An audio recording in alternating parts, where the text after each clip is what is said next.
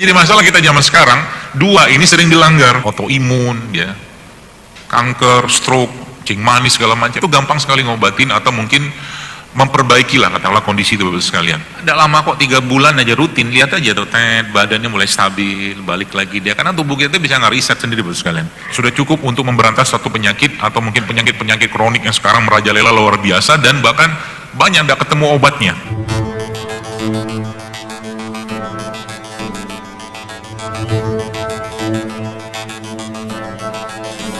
Agama kita yang sempurna, agama yang mulia ini mengatur semua sisi-sisi kehidupan kita.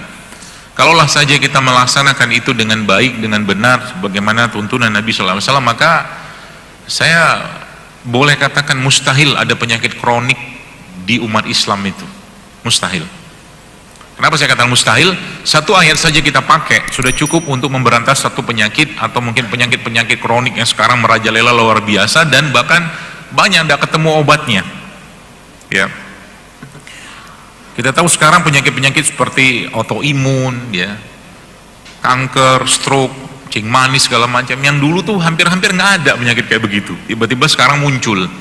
Ya, dari mana itu semua bermula? Ya, dari tentunya kita harus tahu dulu bagaimana Al-Quran memberi pedoman kepada kita. Sering saya sampaikan di berbagai kajian saya katakan bahwa kita harus tahu bahwa dosa pertama yang dilakukan oleh manusia, itu bapak moyang kita, itu Adam alaihissalam, adalah dosa yang kaitannya dengan makanan. Karena Nabi Adam makan buah dari Syajaratul Khuld, kan gitu. Kan dosa pertamanya begitu. Makanya dalam Quran kalau kita buka surat Al-Baqarah itu, bab atau cerita Allah tentang makanan ini, ada yang menarik di situ Bapak sekalian. Kenapa menarik? Karena di situ Allah teruskan dengan kata-kata jangan ikuti langkah-langkah syaitan, kata Allah. Wa kulu mimma fil ardi halalan thayyiban wa la tattabi'u khutuwatish syaitan, kurang lebih seperti itu. Jadi setelah urusan halal dan thayyib, ya, itu Allah teruskan ayat tadi dengan wa la tattabi'u khutuwatish syaitan. Ya. Jadi jangan ikuti langkah-langkah syaitan. Kalau Allah meletakkan suatu kalimat atau kata pada Quran itu pasti ada urutannya, atau ada sesuatu yang di situ Allah pengen tunjukkan kepada kita maknanya. Contoh mungkin satu hal sederhana, mungkin kalau saya ditanya dokter madu yang terbaik apa, maka jawaban saya sesuai dengan Quran. Apa yang Allah sampaikan tentang madu dalam Quran, maka jawabannya adalah Allah mengatakan kami wahyukan kepada lebah itu untuk membuat sarang di gunung. Maka madu yang ada di gunung itu madu terbaik kalau dapat. Susah soalnya. Ya. Lalu yang kedua apa? Dan mereka diperintahkan Allah untuk membuat sarang di pohon-pohon. Ya, kan gitu. Itu urutan yang kedua. Ya. Yang ketiga adalah mereka diperintahkan Allah untuk membuat sarang di atau sarang-sarang yang dibuat oleh manusia. Itu urutan madunya itu. Ya. Jadi yang di gunung. Ya, makanya madu gunung itu mahal. Ya, susah dapatnya soalnya. Ya. Nah, kebanyakan yang beredar kan madu-madu yang diternak oleh manusia, lebahnya, seperti itulah.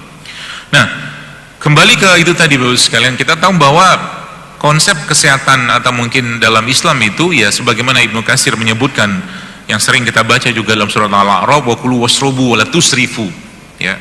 Nanti saya akan coba kawinkan ini kalimat-kalimat Allah ini sehingga kita dapat satu kesimpulan kenapa sekarang banyak orang penyakitan. Ya.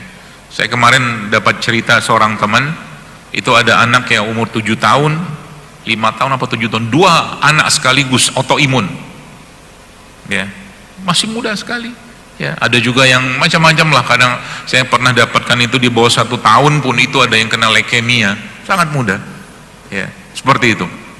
Nah, itu terlalu panjang kalau kita bahas sekarang, tapi yang saya mau bahas sekarang adalah tentang bagaimana atau sesuai dengan tema kita saja. Ya, dan ini kalau kita dikerjakan atau kita kerjakan di sini sebagian besar, ya mungkin bapak-bapak ada yang berusia 20 tahun, 30 tahun, 40 tahun seterusnya lah. Jadi menjadi bab penting sebenarnya kalau kita mau disiplin dengan itu. Ya, jadi setan itu, ya tadi kan dalam Quran sudah jelaskan bahwa urusan makanan itu halal thayyib kan gitu. Dan yang ketiga itu kalau disebutkan dalam ayat tadi, Ibnu Katsir mengatakan bahwa 50% atau setengah dari ilmu kedokteran ada pada ayat ini, kata Ibnu Katsir, itu apa? Makan dan minumlah, silakan, tapi jangan berlebihan. Seorang jurnalis di Amerika, saya pernah baca bukunya judulnya Food Rules, dia katakan bahwa ini orang mungkin sudah pusing kali ya ngelihat begitu luar biasanya fitnah dalam urusan makanan zaman sekarang. Bahkan sekarang kita bisa makan daging tanpa berasal dari hewan. Ya, mereka bisa bikin daging sintetik yang mereka katakan masa depan makanan zaman ke depan gitu ya, seperti itu. Jadi Michael Pollan ini menyebutkan dalam Food Rules itu ya, ada 20 ditulis itu, karena mungkin sudah luar biasanya fitnah dalam urusan makanan sekarang sampai jurnalis ini menulis buku tentang bagaimana cara makan. Rules yang pertama yang dia buat di situ adalah, ketawa saya bacanya. Apa rulesnya? Dia katakan makanlah makanan.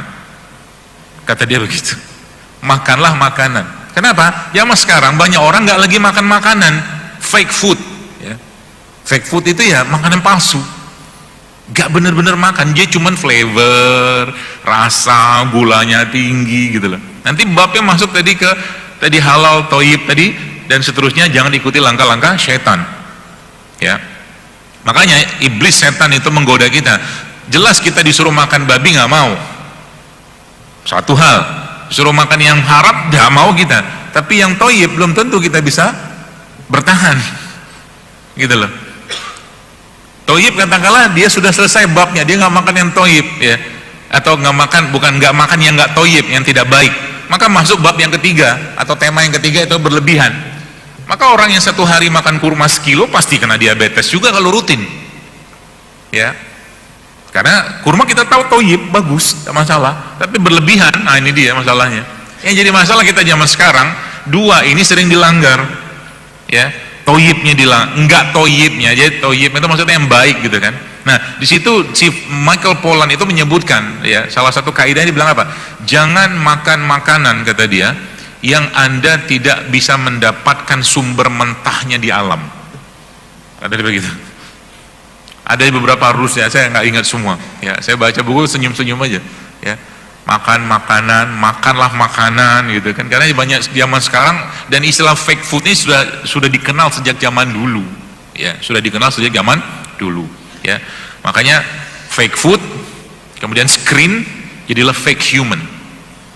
Kebanyakan screen. Ya, kemudian juga lawannya apa? Real food, nature, jadilah real human.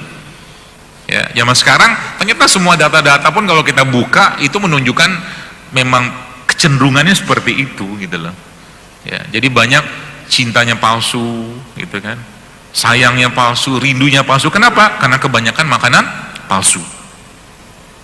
Anda tahu kenapa banyak kafe zaman sekarang? Ya mungkin orang butuh nggak dapat cinta di rumah, akhirnya mencari cinta dalam bentuk yang lain, itu manis, gula. Nah, itu bab yang kita mau bahas ini sekarang. Ya, karena manusia itu kecenderungannya, karena kalau kita membahas tentang good food is good mood, emang bener manusia itu akan sesuai dengan karakternya. Saya tadi malam nelpon dengan seorang teman yang dia dakwah ke tempat-tempat yang sangat terpencil ya, suku-suku pedalaman itu.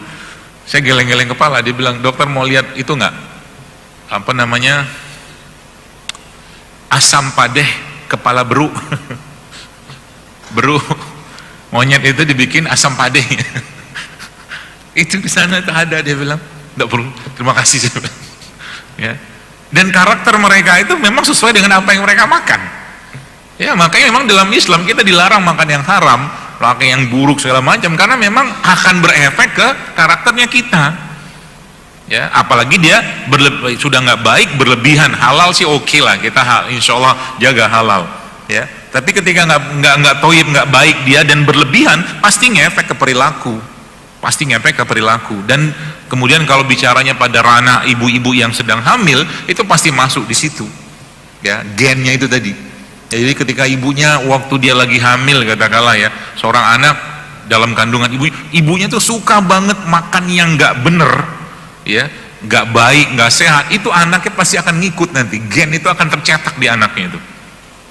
Ya, sehingga beberapa data tuh kadang saya lagi-lagi geleng-geleng kepala juga. Ada saya pernah buka satu data, jadi ternyata contoh nih, kita bicara tentang laki-laki. Ya, laki-laki yang kita tahu hormon laki-laki itu namanya testosteron. Ya, ternyata dalam sebuah data disebutkan kadar testosteron laki-laki yang usianya 30 tahun di tahun kita ini sekarang ini itu sama dengan laki-laki yang berusia 60 tahun di tahun 80. Kebayang? Ya, kenapa bisa begitu?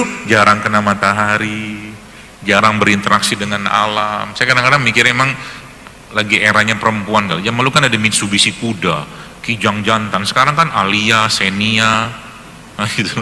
Semuanya nama perempuan gitu. Ya, seperti itulah. Jadi akhirnya terjadi masalah ketidakseimbangan dalam tubuh kita. Ya, masalah ini memang akan berefek, Bapak sekalian. Kalau mungkin sebelah mungkin di gedung ini mungkin ya, tentunya tidak ya, di gedung yang sudah sangat rapi seperti ini, listriknya naik turun gitu kan, pasti kalau naik turun, kalau katakanlah itu terjadi di rumah, pasti konslet tuh rumah, atau alat-alat di rumah itu pasti konslet gitu lah. Nah tubuh kita itu juga sama, ya. Kalau sering naik turun, neglect gitu kan, ya, kita sering mendengar ada istilah namanya adrenal fatigue. Adrenal fatigue itu lemes terus dia, pagi ngantuk, siang ngantuk, sore ngantuk, ini orang nggak ada fit-fitnya gitu loh, ya. Nah itu analogi atau hal yang mau saya sampaikan di kesempatan kali ini mereka nggak jauh-jauh dari yang mungkin kita sering atau mungkin konsumsi setiap hari, ya. Nah saya cerita begini biar gampang di analoginya. By the way, itu tadi yang rumusnya gampang kalau mau naikin testosteron itu, ya. Rumus yang pertama, puasa 24 jam tapi nggak makan, minum aja. Jadi kita sebut dengan water fasting, nanti dia akan reset lagi tuh, ya. Tapi jangan besoknya nyampah lagi, janganlah, ya. Water fasting atau mungkin 24 jam berpuasa, ya. Atau mungkin beberapa ahli-ahli itu menyebutkan makan organ-organ yang sesuai dengan atau memproduksi testosteron. Ini kan mau kurban ini, udah tahu lah kan makan apa. Itu. Tapi kalau makannya masih tetap keliru, masih nggak benar, tetap aja, ya orang udah defisit dia, testosteron defisit. Jadi akhirnya apa kalau bicara tentang laki-laki, jadi nggak tampak laki-lakinya, nggak tampak laki-lakinya. Ya makanya guru saya itu pernah bilang nggak ada ceritanya laki-laki itu mukanya kinclong putih gitu kan, kayak perempuan, nggak ada ceritanya, terbakar-bakar sekalian dibilangnya. Seperti itulah. Apalagi mohon maaf perawatan gitu, ya. Makanya saya kadang-kadang mikir juga benar juga kali ya, makanya kebanyakan motor bebek sekarang. Ya malu kan motornya gagah, zaman saya mungkin zaman Anda tahun 90-an itu kan motornya GL Pro, GL Max zaman dulu, pakai kopling gitu kan. Ya zaman sekarang kan kalau naik motor bebek tuh kayaknya berkurang wibawanya laki-laki, mungkin sih. Makanya kalau naik diposisikan supaya agak tegap sedikit. Ya. Percaya nggak percaya kalau Anda buka di internet ada namanya power pose itu tahu nggak apa? Itu ternyata di Harvard lakukan penelitian, itu ternyata power pose itu kalau dikerjakan 2 menit saja, ya, itu ternyata meningkatkan mood, memperbaiki hormon, ya termasuk yang laki-laki itu, dan itunya apa tuh namanya gerakannya tuh lucu gitu kan. Pernah dengar power pose? Kalau saya praktekin di sini kurang sopan, tapi Anda begini tangannya di belakang, terus kaki Anda naik di atas meja, Anda bersender, bayang. Itu power pose, nanti coba buka. Itu dilakukan di studinya, ternyata itu bisa meningkatkan mood gitu kan, atau mungkin PD-nya seseorang, ya. Entah hormonnya naik atau tidak, saya nggak tahu lah. Tapi kaitannya hormon itu nanti dengan apa yang akan saya sampaikan ini. Nah baik, terus sekalian kalau Anda yang pernah ke Jepang, ya di Jepang itu KRL-nya pagi-pagi itu setahu saya ada petugasnya, ya petugasnya itu namanya petugas pengatur penumpang gitu aja bahasa kita lah, yang kerjanya ngapain, ngedorongin orang masuk ke dalam kereta, betul? Yang pernah ke Jepang ya? Kalau saya belum pernah lihat, ya karena nggak pernah lihat kereta KRL Jepang, naiknya Shinkansen waktu itu, gaya bener, enggak lah, jadi memang nggak lihat waktu itu. Jadi si petugas ini, ya tugasnya memang masukin Jepang ke dalam, nah, dipaksa. Ya tapi rapi, tentunya tetap rapi lah gitu kan. Lalu pertanyaannya kan begini, apakah petugas ini bisa letih? Ya pastilah. Kalau yang masuknya gede-gede, kan gitu. Atau yang masuk ke dalam kereta tuh banyak banget, pasti dia capek, ya petugas itu. Nah pertanyaannya, simpelnya, bagaimana cara supaya petugas tidak capek? Kan gitu. Banyak caranya, ya. Nanti saya akan kasih tipsnya, ya. Nah caranya gimana? Paling gampang matiin gardu listriknya supaya kereta nggak jalan, ya kan? Paling gampang tuh, kereta nggak jalan semua, mati semua, Ya, kalau dalam bahasa kitanya udah orangnya udah koid, udah mati, kan gitu. Ya, atau yang kedua apa? Si petugasnya disuruh nge-gym,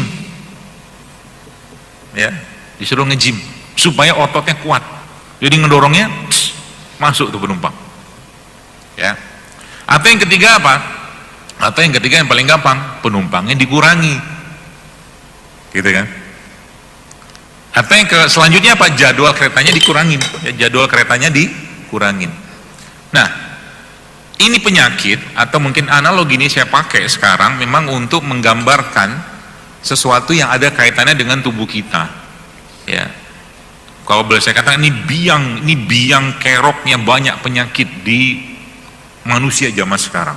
Ya, nah petugas itu Bapak sekalian itu insulin sebenarnya, insulin, ya, hormon.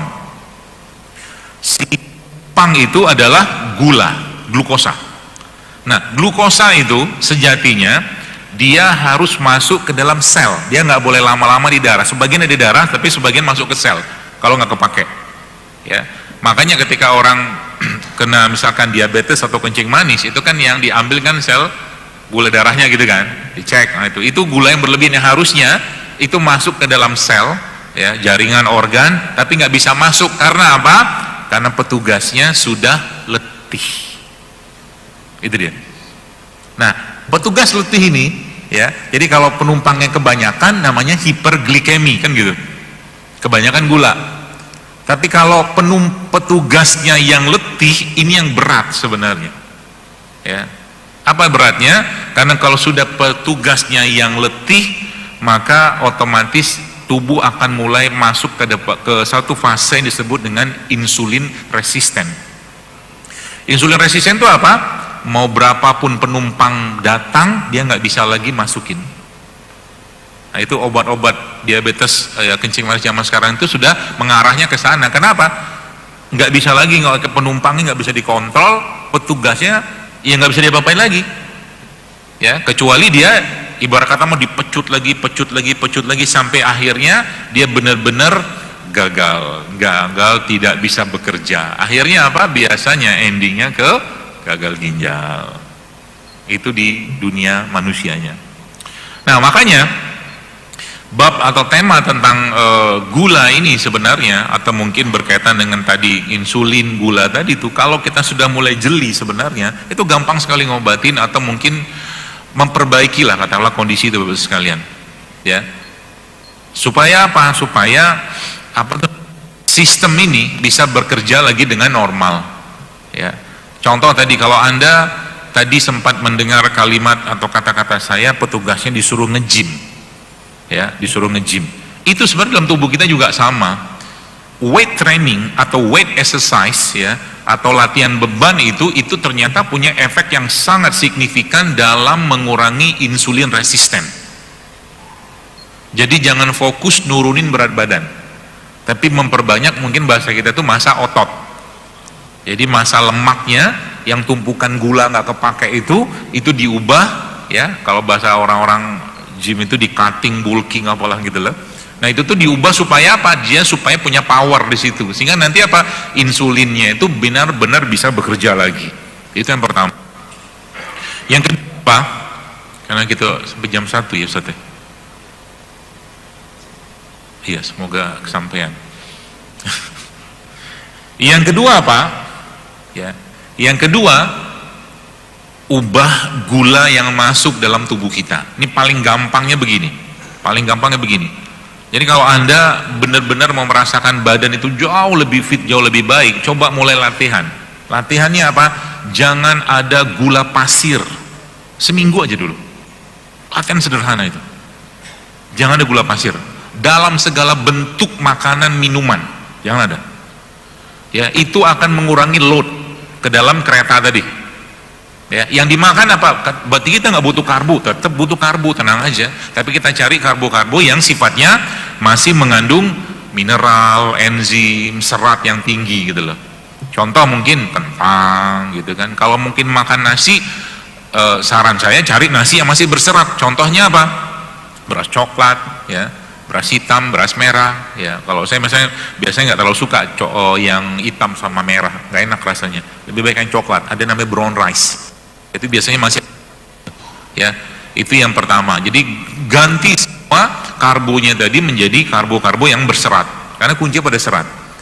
Yang kedua, yang ketiga adalah, ya kalau Anda masih biasanya harus, ya, mudah-mudahan tidak sih. Biasanya kalau saya ngasih ini di kajian-kajian masjid, mereka langsung protes.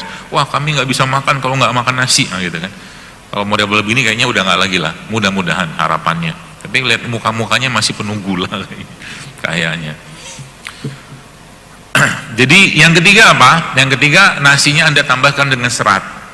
Ya. Apa caranya? Atau mungkin caranya gimana? Ada banyak produk, ya, beberapa produk yang isinya itu biji-bijian, masukin dalam nasinya.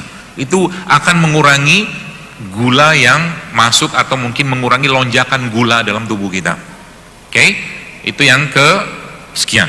Sekiannya lagi adalah Anda masukkan minyak dalam nasi tadi. Bukan nasi goreng, ya. Kan ada minyak tuh. Bukan. Tapi minyak yang sehat.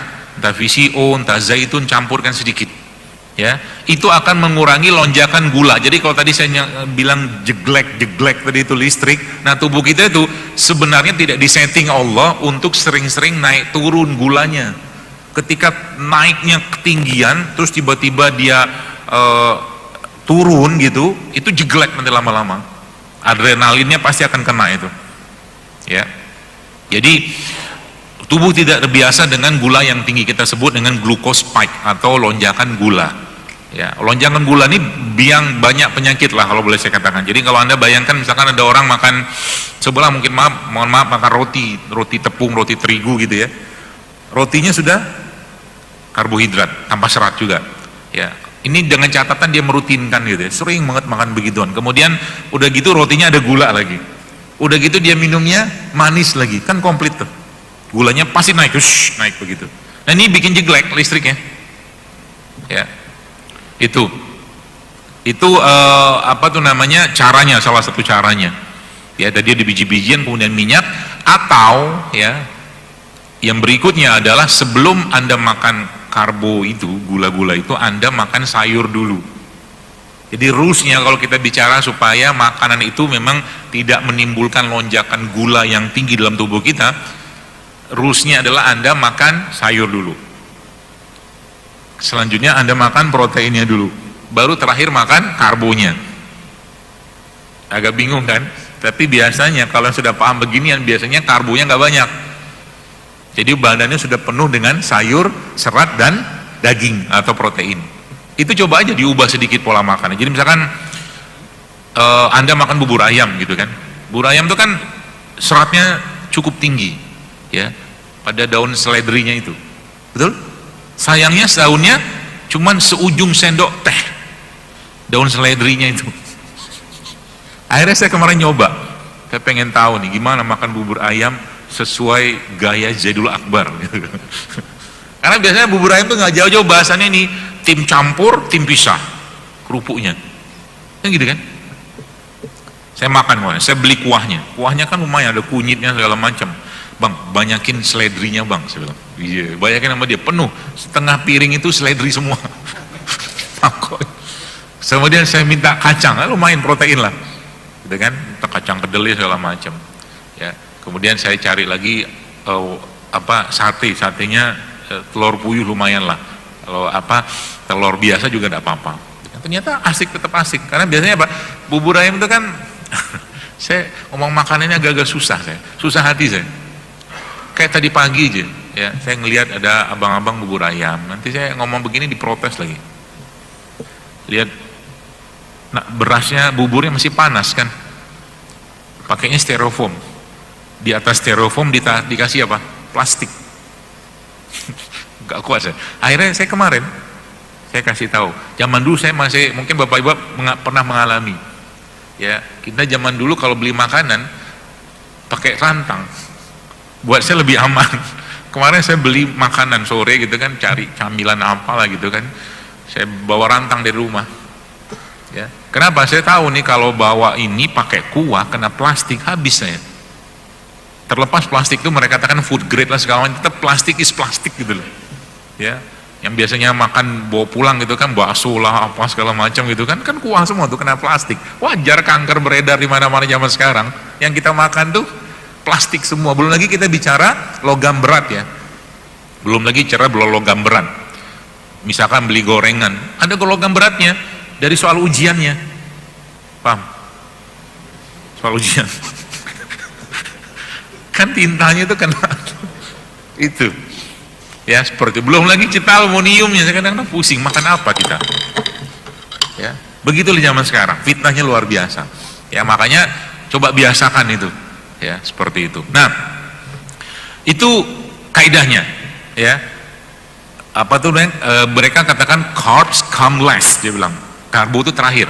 Dan mulai sekarang kalau Anda pengen betul-betul berkurang adrenal fatigue-nya, saya cuma kasih 2 rules saja atau 3 lah rulesnya ya. Pertama apa? Banyakin puasanya, banyakin badannya itu dikurangi gula yang masuk. Ya, contoh kalau ada yang kemarin sempat lihat video saya tentang kopi, itu langsung apa tuh kalau bahasa TikTok itu FYP ya Pak.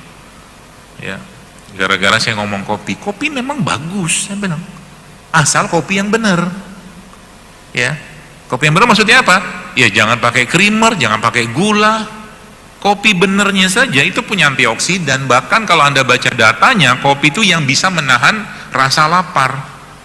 Kopi itu bisa menahan rasa lapar ya, dengan catatan memang nggak ada masalah di perut ya. Ya, kalau bahasan lagi itu dia termasuk bahan yang punya efek ke metabolic autofagi namanya. Dia mempertahankan rasa lapar ya, apa seseorang itu nggak perlu banyak makan gitu loh, kopi ya, seperti itu ya. Jadi salah satu kaidahnya begitu sekalian ya. Supaya apa? Supaya tubuh itu tadi ya, dia mulai reset lagi gitu. Jadi kalau Anda nggak berpuasa, nah coba di sela-sela nggak puasa itu, misalkan ya kita hari-hari misalkan nggak puasa, ada yang nggak, mungkin ada puasa sunnah alhamdulillah, kalau nggak pun misalkan nggak masalah, tapi coba jangan ada masuk gula olahan, itu aja pesannya ya. Tadi ada puasa satunya, yang kedua apa? Exercise. Saya pribadi, kalau Anda tahu BMI ya, indeks massa tubuh ya, indeks massa tubuh itu kan hati-hati dengan indeks massa tubuh menurut saya. Kalau pakai indeks massa tubuh beneran, mungkin kita akan kurus banget ya.